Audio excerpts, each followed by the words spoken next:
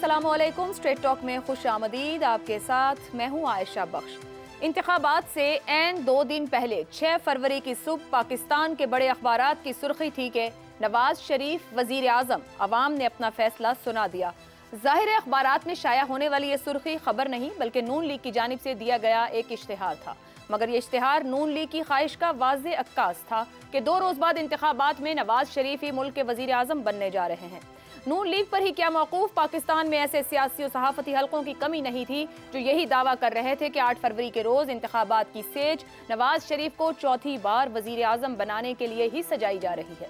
नवाज शरीफ जिस तरह गुज़िश्ता साल अक्टूबर में 4 साल बाद वतन वापस आए, देखते ही देखते उनके खिलाफ केसेस खत्म किए गए, नाअहली खत्म की गई। सबसे बड़े सियासी मुखालिफ को एक हफ्ते के अंदर अंदर 14 घंटों की समाअत के बाद हैट्रिक में सजाएं दी गई। सबसे बड़ी मुखालिफ सियासी जमात को उसके इंतखाबी निशान से महरूम किया गया। पंजाब में मुवाफिक इंतजामिया, निगरान हुकूमतें, सबसे बढ़कर उन हलकों की जानिब से कबूलियत का तासुर जिनकी नजर करम हुकूमत साजी के लिए जरूरी होती है। ये तमाम अवामिल वाज़े इशारे कर रहे थे कि इंतखाबात में नून लीग उस पोजीशन तक जरूर पहुंच जाएगी कि वजीर आजम बनने या ना बनने का फैसला मुकम्मल तौर पर नवाज शरीफ ही करेंगे। नवाज शरीफ ने इंतखाबात लड़कर हमेशा फायदे का सौदा ही किया। 88 में वजीर आला बने, 90 में वजीर आजम, 93 में मजबूत अपोजिशन लीडर बने और पीपल्स पार्टी को तहरीक निजात चलाकर इतना टफ टाइम दिया कि 97 के इंतखाबात में पाकिस्तान की तारीख का सबसे बड़ा मैंडेट लेकर वजीर आजम बन गए। 2013 में तीसरी मरतबा वजीर आजम बने। 99 की तरह 2017 के बाद से नवाज शरीफ ने मुश्किल वक्त तो जरूर देखा, मगर फिर से किस्मत उन पर मेहरबान रही। 2022 में भाई वजीर आजम बना और वाकफान हाल के मुताबिक नवाज शरीफ भी वादे वईद लेने के बाद वतन वापस आ गए। इत्तलात के मुताबिक नवाज शरीफ ने 8 और 9 फरवरी की दरमियानी शब विक्ट्री स्पीच भी तैयार कर रखी, मगर इंतखाबी नताइज ने इसका मौका ही नहीं दिया। नून लीग का वस्ती पंजाब में जो हाल हुआ सो हुआ। नवाज शरीफ मानसहरा की ऐसी नशिस्त से शिकस्त खा गए जिस नशिस्त से उनके दामाद कैप्टन सफदर और उनके भाई कामयाब होते रहे। अब ताज़ा सूरत हाल के मुताबिक नून लीग जिसके पास इस वक्त तक 80 नशिस्तें ही हैं, विफाक में उसकी माइनॉरिटी हुकूमत बनने जा रही है और शहबाज शरीफ वजीर आजम। ये सारी सूरत हाल नवाज शरीफ के सियासी मुस्तकबिल के हवाले से बड़े सवालात खड़े कर रही है। क्या सियासत और इख्तिदार का इतना वसी तजुर्बा रखने के बावजूद नवाज शरीफ मुस्तकबिल के सियासी मंजरनामे की दुरुस्त पेश गोई न कर पाए? क्या 4 साल जिला वतनी के बायस नवाज शरीफ पाकिस्तान के ज़मीनी हालात से लाताल्लुक़ हो चुके थे? क्या नवाज शरीफ ये इदराक नहीं कर पाए कि अवाम के लाशऊर में 2016 और 17 से ज़्यादा 2022 और 23 में शहबाज हुकूमत की वो कारकर्दगी है जिसमें महंगाई के रिकॉर्ड टूटे और बेरोजगारी में इजाफा हुआ? क्या नवाज शरीफ अपने जलसों में भी नॉस्टैल्जिया यानी माजी परस्ती का शिकार रहे जिनके पास मुस्तकबिल का कोई ठोस रोड मैप ही न था? इनमें से जो भी अवामिल नून लीग की कारकर्दगी पर असरअंदाज हुए हों, ये सवाल अहम है कि क्या नवाज शरीफ ऐसे इंतखाबी नताइज का तसव्वुर लेकर ही वतन वापस आए थे? पैनल की राय जानते हैं नवाज शरीफ के सियासी मुस्तकबिल पर। पैनल में हमारे साथ अब्सार आलम, शहजाद चौधरी, जैगम खान और इफ्तिखार अहमद। प्रोग्राम का पहला सवाल आप सबके लिए। नवाज शरीफ सियासत से किनाराकश नहीं होंगे मरियम नवाज, तो फिर नवाज शरीफ बैक सीट पर क्यों? नून लीग की जरूरत या नवाज शरीफ की मजबूरी? ठीक है शहजाद साहब, मरियम नवाज ने यह भी कहा कि विफाक और पंजाब की हुकूमतें नवाज शरीफ की निगरानी में काम करेंगी। सर, इतना बड़ा लीडर, और यहाँ हमारे पैनल से भी बात होती रही ट्रांसमिशन के दौरान भी कि दहाइयों की सियासत है, बेहतरीन जजमेंट रखते हैं सियासी तौर पर। क्या नवाज शरीफ की लंदन से वापसी भाई और बेटी की हुकूमतों की निगरानी के लिए हुई है? मेरा फेस सेविंग है बेसिकली जो मरियम कह रही हैं, और हम बुनियादी तौर पर सारे ही गलत थे कि हमने समझा था कि शायद नवाज शरीफ साहब के लिए सारी रास्ते खुल चुके हैं, साफ हो गए हैं और शायद उनके लिए आसानी होगी।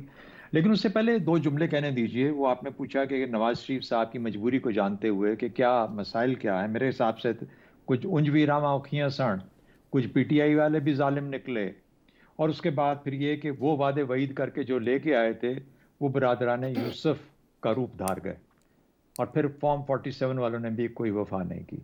तो ये मेरे ख्याल में बुनियादी तौर पर नवाज शरीफ साहब की जो टेल है बदकिस्मती से एक ऐसे लंबे कैरियर के बाद जिसके अंदर कितनी प्रोमिनेंस रेमिनेंस देखी हो, ये बदकिस्मती से बयान करती है। लेकिन आपका सवाल चूंकि ये है कि नून लीग की ज़रूरत है, नवाज शरीफ की मजबूरी है कि वो पीछे बैठ के करें, मेरा ख्याल है हालात का जबर ज़्यादा बेहतर उसका जवाब हो सकता है। और उसकी वजह बताता हूँ।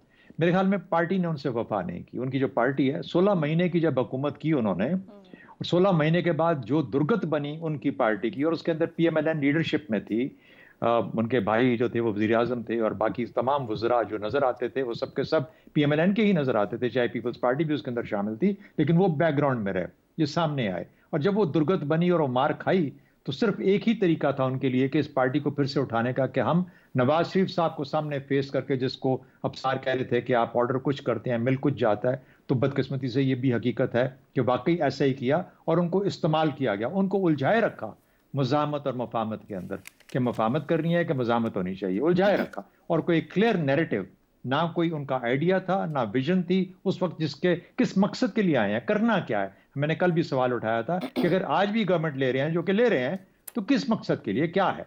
बहरहाल उससे आगे आ जाते हैं PDM2 के ऊपर। असल में जिस किस्म का नक्शा बन चुका है, ब्लूप्रिंट बन चुका है रिकवरी का, इकोनॉमिक रिकवरी की खास तौर पे बात कर रहा हूं, जिसमें SIFC शामिल है, जिसके अंदर IMF के साथ मामलात शामिल हैं, जिसके अंदर हमारे इस्लामी बरादरान ममालिक के साथ जो सपोर्ट लेनी है, अपने कर्ज को, उधार को कुछ ना कुछ रिलीफ देने के लिए, वो मामलात शामिल हैं। उसके लिए नवाज शरीफ साहब शायद सूटेबल आदमी नहीं थे जो कि इस चीज़ को लेके चल पाते, क्योंकि यहाँ पे बहुत सारे लोग मिलकर शामिल होकर काम कर रहे थे इसके अंदर। और यही रास्ता होगा जिसको हम हाइब्रिड प्लस भी कहते रहे हैं काफ़ी अरसा पहले, फिर अब PDM प्लस कहा जा रहा है। तो जिस किस्म का भी एक रुझान, जो एक नक्शा बन चुका है, उस नक्शे के अंदर नवाज शरीफ साहब शायद बहुत अनकंफर्टेबल होते और वो तमाम रमूज, वो तमाम चीज़ें जिनको के जो एलिमेंट्स हैं जिनको लेके चलना था, वो शायद अपनी जगह पे तय ना हो पाती। इसमें IMF का भी बहुत इंपॉर्टेंट रोल है। फिर IMF और डार, ये दो चीजें भी इकट्ठी नहीं चलती। डार साहब की अपना इकोनॉमिक मॉडल है और उन्होंने जब भी इस तरह का कोई काम किया है, बदकिस्मती से पाकिस्तान को नुकसान ही पहुंचा है। अगर नवाज शरीफ साहब आते तो उनका तकिया डार साहब पे था, और डार साहब और IMF इकट्ठे बड़ी मुश्किल से चलते हैं और मजबूरी के तहत चलते हैं। तो मेरा ख्याल है ये चीजें हैं। और खासतौर पर फिर अफसार ने बता दिया हमें कि उन्होंने ऑलरेडी कह दिया था कि अक्सरियत नहीं होगी तो मैं नहीं जाऊंगा, मखलूत के अंदर फिर मेरे छोटे भाई करेंगे। तो मेरा ख्याल है ऑल इन ऑल जिस किस्म का डिजाइन था, जो प्लान था, उस हिसाब से मामला तय पा गए हैं। बदकिस्मती नवाज शरीफ साहब की, मेरी ख्वाहिश जाती यही थी, और मैं भी उन चंद लोगों में शामिल था जिसने कहा था कि इनको नहीं आना चाहिए, it is now too late for him. Zaigham साहब, प्रोजेक्शन के बावजूद नून लीग अक्सरियत नहीं हासिल कर पाई। नवाज शरीफ ने बिल्कुल कहा अक्सरियत ना होगी, मगर 9 फरवरी की शाम भी वो हुकूमत साजी की बात कर रहे थे। शहबाज साहब ने कल आके वो बात की कि अगर PTI के पास नंबर है आगे जाए। वजह समझ नहीं पाए, ग्राउंड रियलिटी से बहुत दूर थे और उनको एक इस तरह बंद रख के चीजें बताई गई कि वो समझ ही ना पाए कि हकीकत क्या है, और उनके सामने जो क्रिएट किया गया वो डिफरेंट था और सब कुछ तय था पहले से। देखिए, ग्राउंड रियलिटी से तो वो कटे हुए थे, इस बारे में कोई शक नहीं है। या वो लंदन में थे, किसी शो में हम ये बातें कर रहे हैं, और मैं आपको बताता रहा हूँ कि जो मुस्लिम लीग के रहनुमा उनसे लंदन में मिलकर आते थे, वो यही कहते थे कि मियाँ साहब को वो बताया जा रहा है जिसको वो सुनना पसंद करते हैं। उन्हें यही बताया जा रहा है कि पूरा पाकिस्तान आपकी इंतजार कर रहा है और यहाँ सिर्फ कारपेट बिछे हैं और आपको 2/3 मेजॉरिटी मिल जाएगी। एक स्टेट ऑफ डिनाइल जिसमें हमारी बड़ी पार्टियां रही PTI के बारे में, उन्होंने ये डिक्लेयर किया कि PTI एक मुकम्मल तौर पर एक मसनूई प्रोडक्ट है, और जब तक इस्टेब्लिशमेंट ने इसे लाठियों का सहारा दिया हुआ है ये पार्टी खड़ी है, वरना ये धड़ाम से आगे रहेगी। जब 2022 में वोट ऑफ नो कॉन्फिडेंस किया गया तो उस वक्त भी ये समझा गया या अस्यूम किया गया, फर्ज कर लिया गया कि जैसे ही ये बंदा निकलेगा तो पार्टी फारिग हो जाएगी। उसके बाद इस इलेक्शन में भी उसी तरह के मफरूजे थे, ये तो मसनूई पार्टी है। अब जब हमें मदद मिल रही है और जब मिसाला इधर लग रहा है तो बस अब तो तबाहियां फेंक देंगे, क्योंकि पहले भी तो ऐसा हुआ ना। 1997 में जब थोड़ा सा मिसाला तेज हुआ था तो मुस्लिम लीग नवाज को 2/3 अक्सरियत मिली थी। तो अब भी इतना जबरदस्त मिसाला लग रहा था, तो उम्मीद तो इनकी यही थी। ठीक। लेकिन उनका आना बहुत जरूरी था। अगर वो ना आते तो जितना ग्राउंड मुस्लिम लीग नवाज ने रिकवर किया है ये भी नहीं कर सकते थे। उनके आने से पहले आप सर्वे उठा के देखिए, फर्क इतना ज्यादा था कि तबाही होकर रह जाती। अब जब वो आ गए हैं तो वो तो अपने आप को रिडीम करने के लिए आए हैं ना, इज्जत बहाल करने के लिए आए, वो अपनी बेइज्जती खराब कराने के लिए तो नहीं आए। इस वक्त जो वजारत उज़्मा है और मुस्लिम लीग की क़यादत की जो वजारत उज़्मा है, ये तो मुकम्मल एक बेइज्जती प्रोग्राम है। एक माइनॉरिटी गवर्नमेंट जिसके पास अक्सरियत नहीं होगी और एक एजेंडा पर एक चीज पर हर कानून को मंजूर कराने के लिए ठीक उसको सपोर्टर्स की तरफ देखना पड़ेगा, जो अलाइज नहीं होंगे बल्कि वो सपोर्टर्स होंगे जिन्होंने उनकी हुकूमत को प्रॉप अप किया होगा। ठीक।